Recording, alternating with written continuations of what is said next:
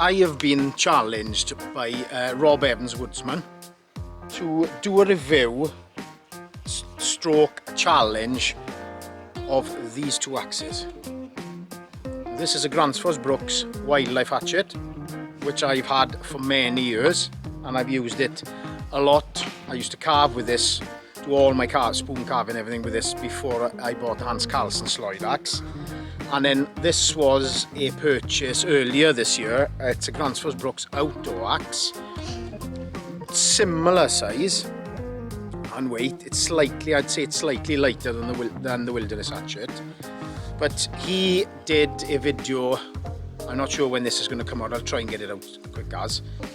He did a video this week and it was a shootout between these two axes, so you need to go over to his channel if you want to see his verdict on which is the best axe or whatever. But he's challenged me now to do the similar thing to see what I think of the two. So this is what the video is going to be about. Okay, so one of the first tasks I'm going to do for this axe shootout is start prepping the firewood. So I'm going to do the same task with both of the axes and then give you my verdict as I go along on each task, how well it performed or how poorly it performed. So the first one is I got to sned and clean all the branches off these lengths so we can get them cut up with the saws, and then the next task will be splitting. Make sure you always put it in your pocket or put it in where you know it's going to be. So easy to lose an axe mask.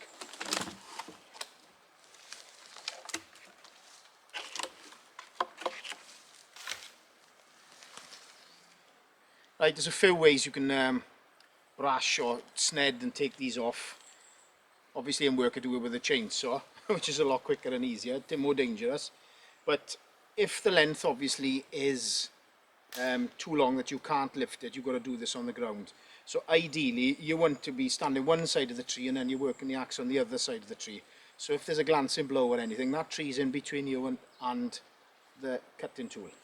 But I'm going to do it this way because obviously this is light enough, so I'm cutting away from myself. So first thing I'm going to do is I'm going to sned, bearing in mind these aren't big felling axes, so I'm just going to clean all these off, so then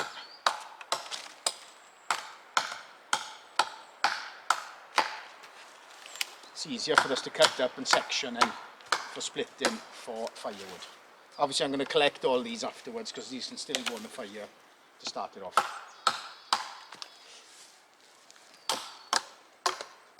One thing I've noticed with a lot of people when they're using their axes, when you see a lot of bushcrafters or whatever, yeah, they got the obligatory Gransfors axe or a Vertelings or a Hultafors or whatever. You see people, I've only put a short one on here, it's literally the lanyard just to hang the thing up. You see a lot of them, they'll have a large leather thong or whatever hanging. It's when you're doing jobs like this that can get really dangerous, because I'm swinging this over and over. Yes, I'm going in the same one, I think I'm safe, no glancing blow to come, but this can catch on something when you're cutting. If it's a long lanyard, you're going to have a nasty accident. Either don't bother putting anything on or put a really short one on so it's just enough to hang on a peg in your stores or whatever, or your shed. Don't have it any longer, it's dangerous. So I'm actually surprised at this. This is the first time really I'm going to be not so much using this in anger. I have used it. I've done some carving videos with my backyard bushcraft series. If you haven't checked them out, go back and watch some of my older stuff. Which obviously with lockdowns that are coming up, I may end up having to do backyard bushcraft videos again because we might not be allowed out.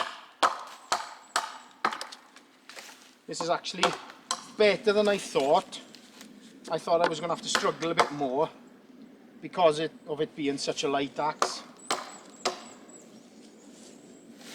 So I can work up further. These are coming off quite easy.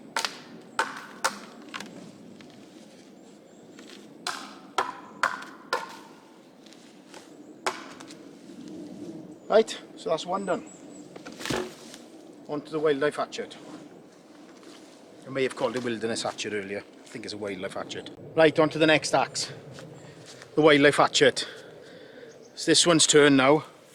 So I'm going to do the next round, which obviously is a bit meatier because this was further down the tree, but still light enough that I can place it on my shoulder there. Turn it around, there we are. Right, I'm in shot. Cool. Straight away, that performed really well taking those off.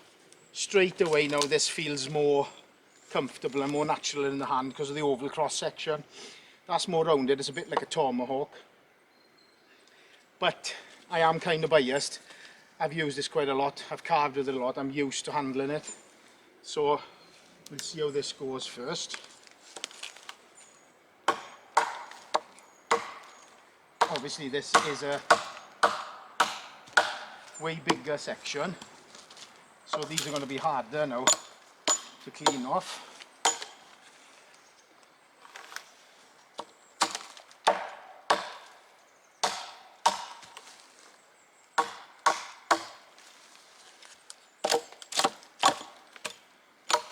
If you notice in this one I haven't got a lanyard at all in this one, because I recently, I'm trying to think what video it was, I recently carved, when I did the camp out with the boys, and I carved my cooking spoon. I took this with me because I carve with this more and I'm constantly changing the grip. I don't want anything in my way, you know, the lanyard, especially when doing close-up work. I don't want that catching anything and I hurt myself or ruin the job I'm working on. So this one doesn't have a lanyard. This feels straight away. Don't get me wrong, that outdoor axe performed really well, but this is obviously a much more substantial tree. It's much more of a lump. I've still got those I've got to cut out the way.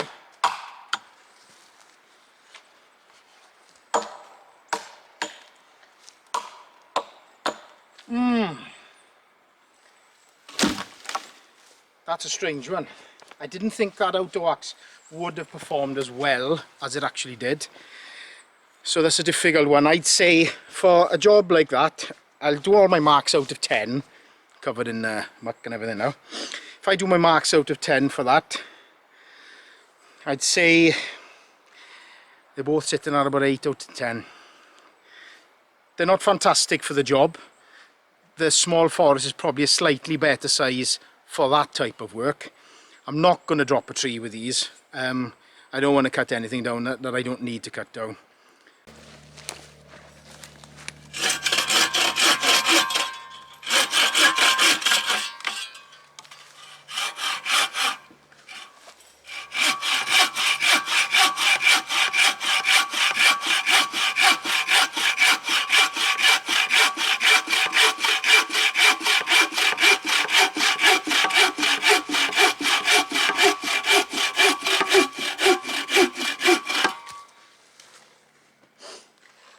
Right, what I'm going to do,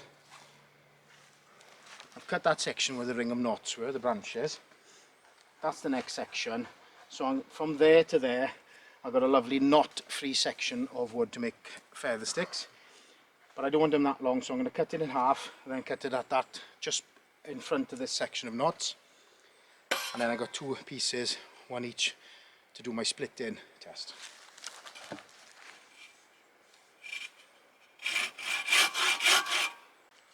So what I'm going to do now is I'm going to split these down.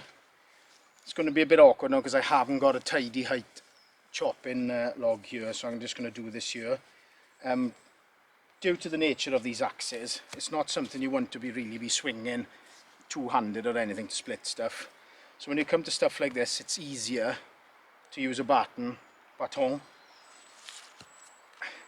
basically to strike the back of the axe to get the split going. So again, first of all, outdoor axe, mask off. Oh, there's even one stick in this log. Mask off in the pocket. So again, like if you watch my carving videos, when you're splitting with your batoning, whatever, don't batten towards yourself, because once that goes through the log, that axe is going to be, you're hitting it towards your legs then basically. So turn it 90 degrees to yourself, so that when you strike a blow, if it passes out or goes through the actual stock that you cut in, the blow goes away from you.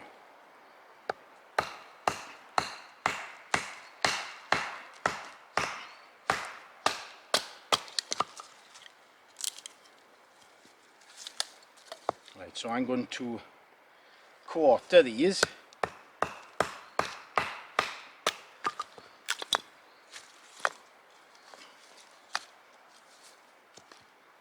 Granted, Sitka spruce probably isn't the hardest of woods to get through. Right, that's enough for the batten for now. So I'm basically splitting these down to feather stick size. So obviously that's how thick it is now in comparison to the axe. I need to half that way. So I'm left with sections that size. So let me get on with this, and then I'll start then the next round. Granted, it's the bigger round, but I'm going to use the wildlife hatchet for that one.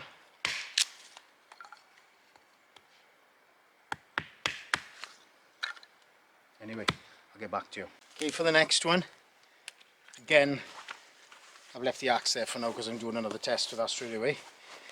Wildlife hatchet. Right, this log is a bit more substantial, but it's always been alright for me in the past. I have to stand up a bit for this one. This is a bit bigger.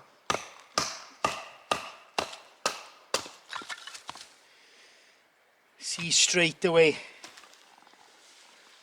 Now that performed really well.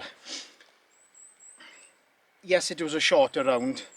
It's not as substantial as this one, but straight away when I cut that, when I split that with this axe, I don't know, it just feels, there's a nicer feel to this straight away. It could be my bias because I'm used to using it, I don't know. But don't forget, ultimately, this is a shootout video, a versus video, whatever you want to call it. But this is my opinion. I mean, there's plenty of other people out there. They may have the same axes or whatever. They may think that the outdoor axe is crap. They may think it's a really good versatile axe, whatever. You're watching this because you want to see my view on it. But straight away, you know, see, I think for splitting small, let me pop you up here so you can see me. Right, try not to fall on camera. For splitting smaller rounds, something that length, this is dry, dead Sitka spruce, so it's going to be easier to split. I'm not doing any green woodworking yet. I'll do some carving with both of them later. I'm going to rough out a spoon blank on both, same as Rob did, because he wanted me to do a similar video. Out of 10 for this one. Now bearing in mind, I'm only, excuse me, flies are tickling. I'm only splitting down lengths of manageable lengths of wood. Because I've got a decent saw, I can cut them to the size that I want. So I'm not going to cut around this long at the moment because I don't need a big long log fire. I'm trying to make it easy for myself. So I'm just cutting lengths, manageable lengths that I can feather nicely, get the fire going. I only need a brew fire. It's not that cold. I think at the moment it's probably sitting at about 9-10 degrees Celsius here in the woods, and it's obviously going to drop down to about 3 tonight. So I don't need a fire for warmth at the moment. I just need something to make a brew and cook. So anyway, out of 10 so far for splitting this Sitka spruce, I think the outdoor axe has lost a little bit now, because if you look at the profile, if anything, it should be now, if you look at them from next to each other, this is the outdoor axe on my right hand on the left side of your screen. Now, this has got more of a splitting profile. if you see, like, it's a meatier, thicker edge there. So if you look there in this cross section, it widens far more than the wildlife hatchet, but the wildlife hatchet is a bigger, heavier head. So I think for its size, for this type of work, because of the thickness of the bevel on it, I think it outperforms itself. Not outperforms, I'm trying to think of the actual phrase I need to use now. It basically does really well, considering the size of the axe. It's actually pretty good at splitting. My only concern is, if you're batoning, is obviously the back of that head. Look at the size difference of those two. I mean, to look at, these aren't big axes, but to look at that now, this looks like a bit of a toy axe next to it. But it performs really well. It's about the same thickness, but it hasn't got the depth. So it's losing probably 8 to 9 mil in depth this way. So obviously if you're using this to knock in pegs or to hit anything with the back of the axe, you haven't got much meat there. So obviously the collar is going to help in case there's any overstrike. 8 out of 10 for the both for this task. I think the outdoor axe has lost a little bit. That's a 7 out of 10, and that's an 8 out of 10. So, anyway, let's do some feathering with them. Okay, so the next task, hope I'm on shot here. I'm going to feather with it. So, yes, normally I'd use a knife for feathering. That's a RobEvans Woodsman, the guy has challenged me for this video now. It's the prototype of his FTP, the full tang puko that he makes. It was the first one he made. So that's what I'd normally use to feather. I know I'm not on shot. Hello. That's me talking though.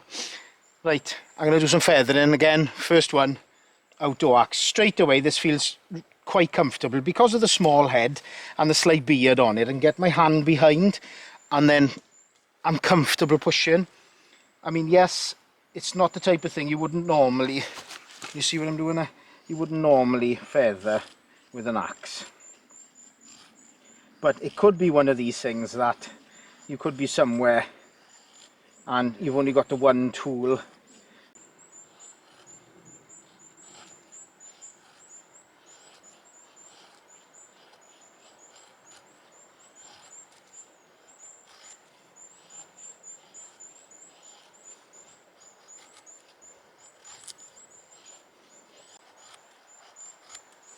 Anyway, not ideal, not the best tool for it, but you can do it. That's why I said put them in the pocket, because especially in a woodland environment, it's so easy. When you finish with it, always mask it. Wildlife hatchet. See what this feels like to feather. I hope I'm in shot.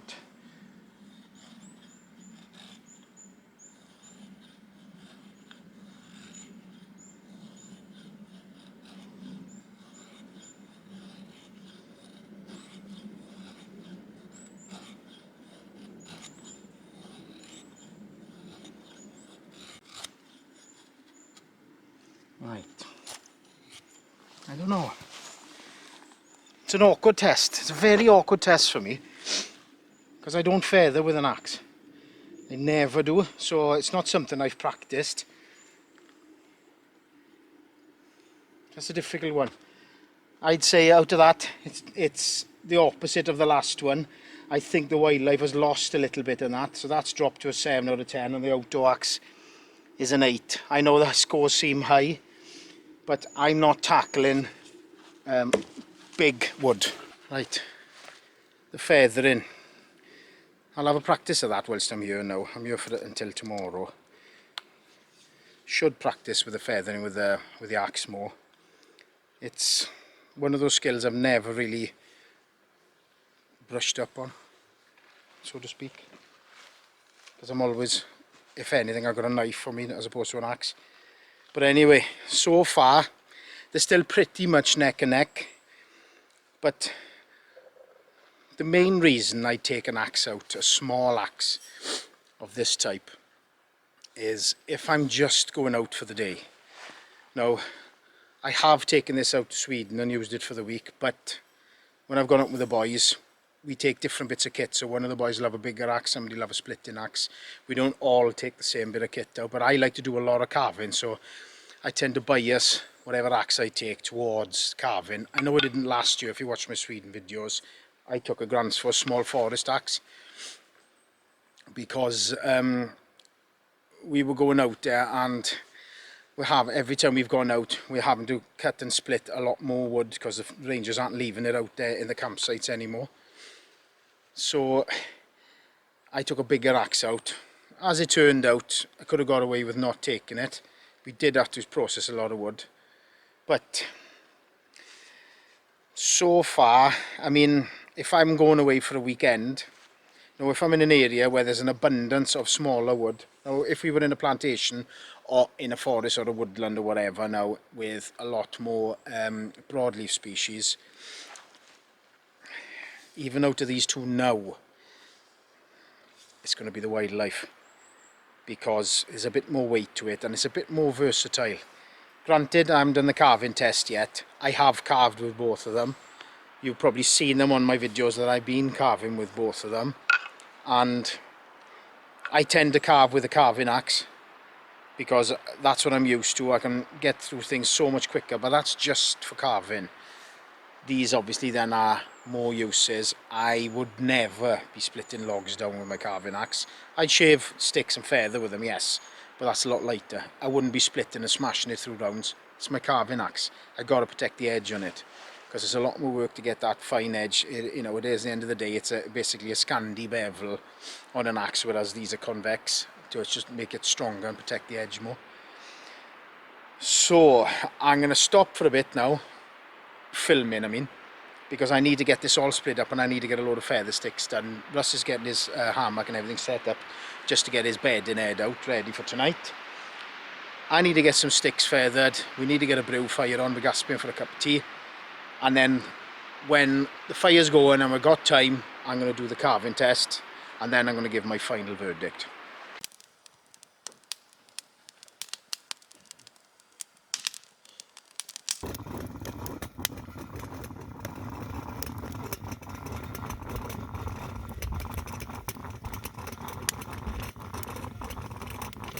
Coffee's percolating nicely.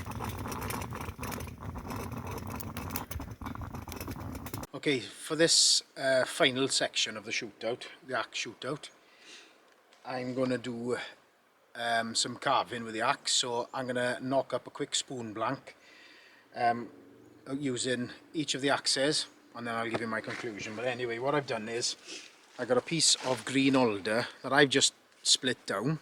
So obviously I'll show you now. I split it in half, and then if you look down the grain, I've now split it radially. So I'm going to do one blank out of this piece, and then the other blank I'm going to do from the bark in. I'm not concerned that I'm not doing exactly the same cut for the test, because I'll know by the end of it which is the one I prefer anyway. So first of all, I'll use this section, and like in the other tests, I'm going to use the outdoor axe first.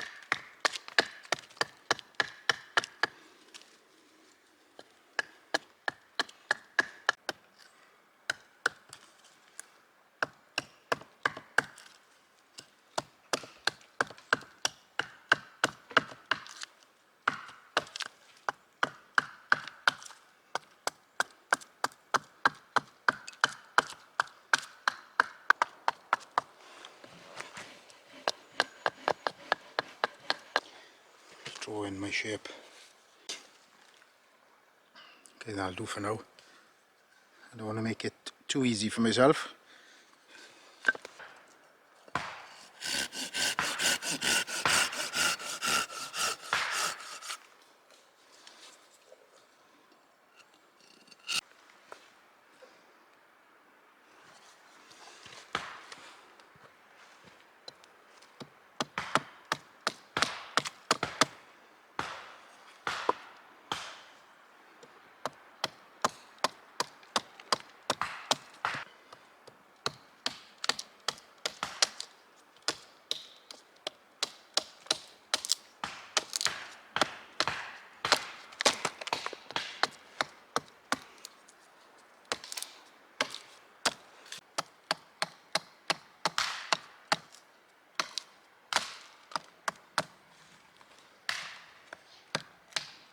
Take some off the back.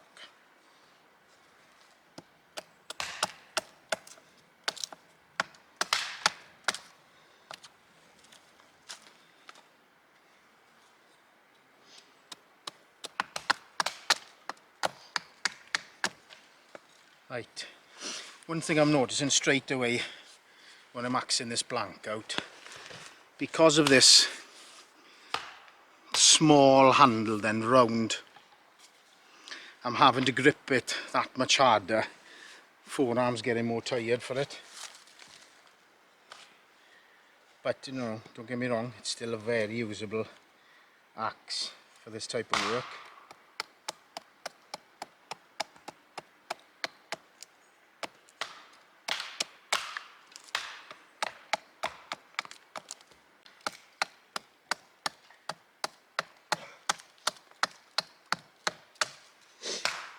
It's bearing in the log.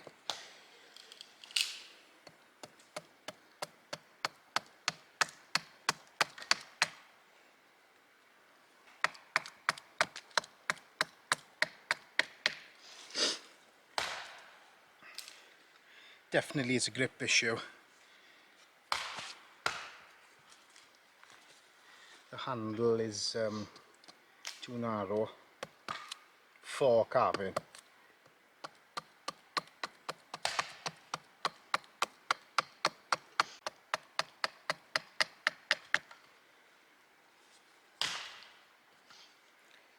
Right, I'm not going to carve much more than that with this, because this alder was only felled about 5-6 weeks ago, and I've kept it in the round, so it's still quite green. This is easily carvable. But anyway, that's the first blank knocked out. I'm not going to take it any smaller, any closer into my lines. I don't need to at the moment. I'm going to use my knife for most of this now. I just wanted a rougher blank out, so I'm going to start now on the next blank. Right, I'll leave Russell alone so I can do my axe video, and this is what he's been up to. The tree we took down earlier, he's pretty much finished it all. Good man, Russ. Get there. Right, first blank done with the outdoor axe. Second blank with a wildlife hatchet. Right, this is going to be a different beast to carve, because this is a different cut of the wood. This is like a quarter. I'm going to come in from the back side, so I'm just going to prep the blank first.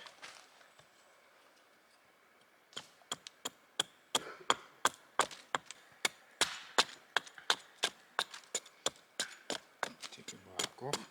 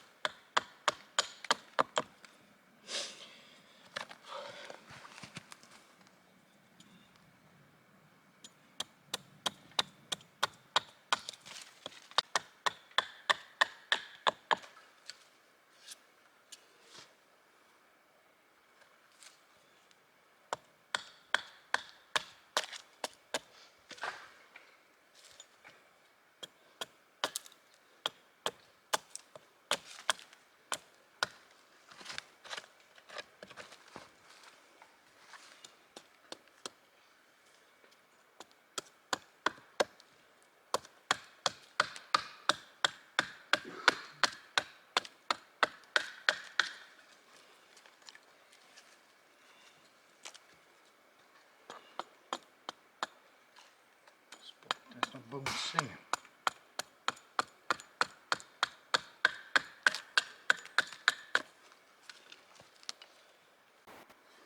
Okay, that'll do for that. Just do some stop cuts in it and then we'll finish that one off.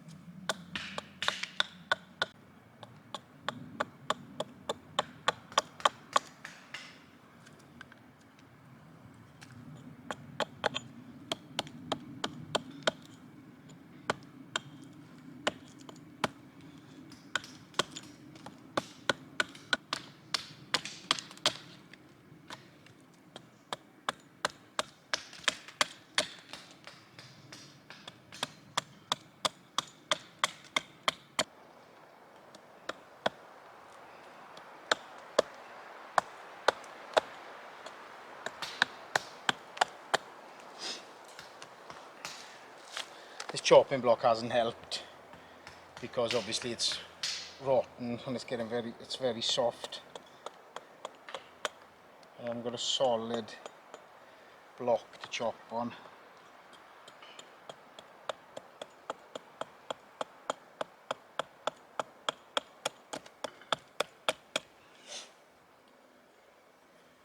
But I already know my verdict with the carving one. I'll do a bit more.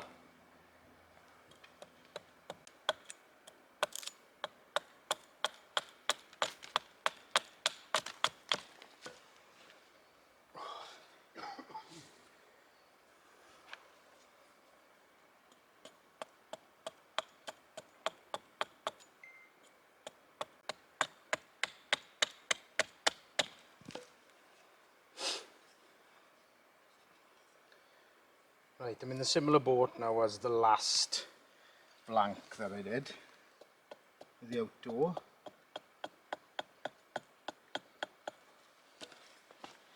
So that's enough for now. Right, that's the the wildlife hatchet. That is the outdoor axe. I don't need to take it down too more, like I said.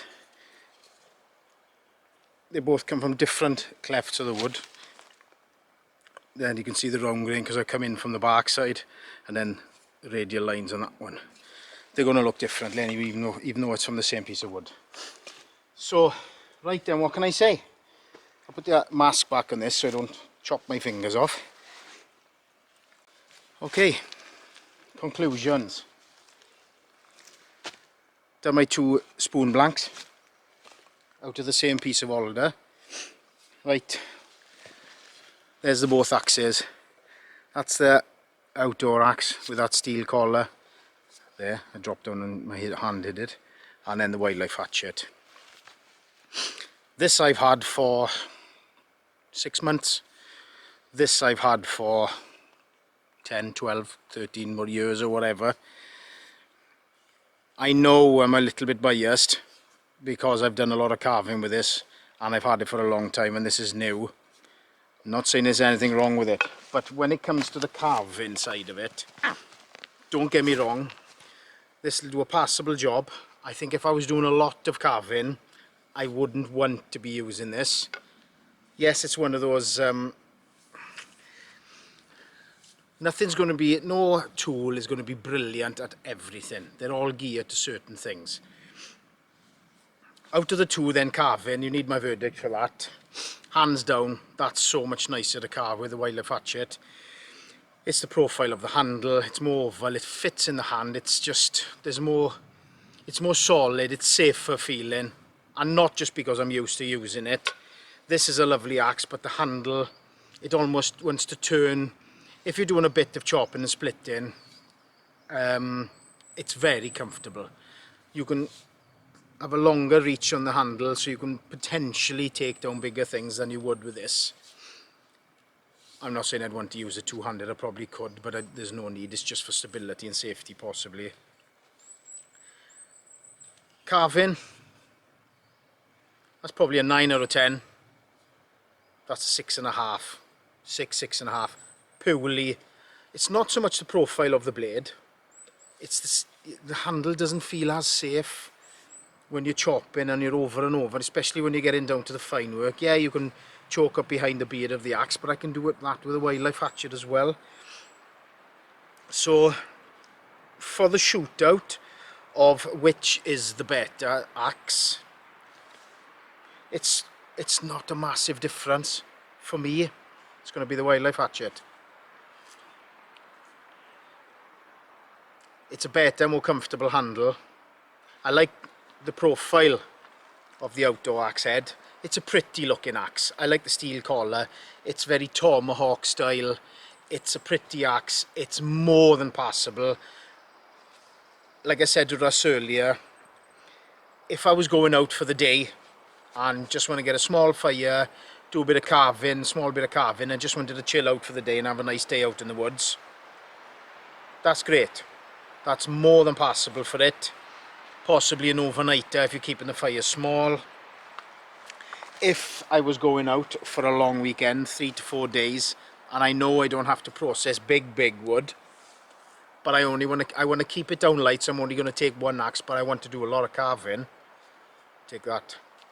Anything bigger processing wise, it'd have to go to small forest. But out of these two in this shootout, that wins. Doesn't win hands down. It's very close. But you've got to think about another thing as well, is that's more expensive than this. I'm not sure the going rates.